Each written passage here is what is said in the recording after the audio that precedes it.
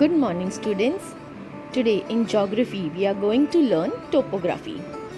You have already learned topography in standard 6. So few questions to start up with.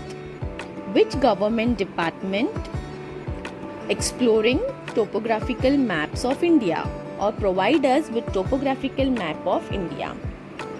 Answer is the Survey of India, the oldest scientific department of the Government of India, is the National Survey and Mapping Organization which provides us with the topographical maps.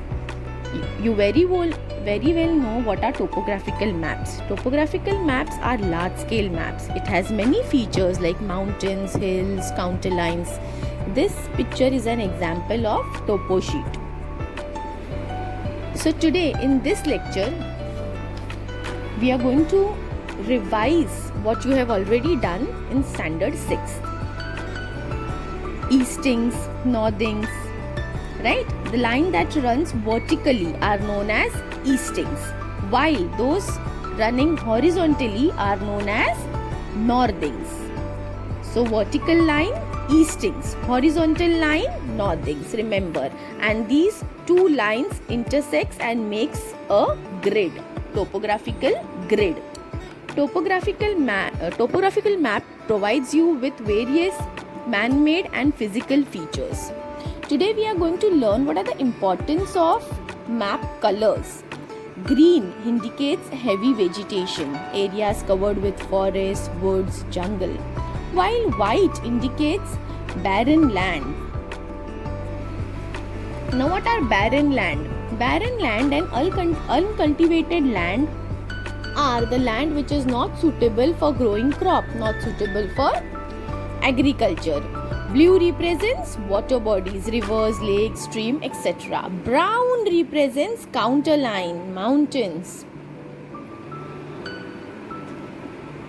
Black represents roads, building, railroads, and other man-made objects are also represented by black. Red represents all roads, metal road, unmetal road, cart track, footpath, bridges, scattered settlements, temples like religious places like temples, church, mosque, lighthouse represented in the color red. Yellow, all cultivated areas are in yellow. Cultivated area means which is suitable for agriculture. Now we are going to revise the settlement.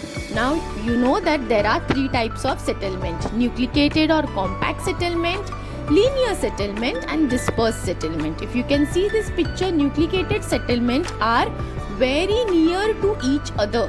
The villages, the houses are very near to each other. Linear is in a line. Like in the railway tracks, opposite of the railway tracks, you can see these settlements, small houses or huts. So that we will call as linear settlement because it is in a line. Then dispersed settlement means it is far away. The picture itself indicates that it is far away, dispersed. Some settlements are permanent and some are temporary. Now there are various occupation also. We have learnt about agriculture, but there are other occupation also like mining, fishing, manufacturing, trading. So these all combine together and forms the types of settlement in the region. Local people use this land for different occupation. So some people do agriculture, some may do mining, some may do fishing for their inhabitants, for their daily living. Also transport and communication you can see on the topographical map, like black color dotted lines for telephone line, then railway track you can see. So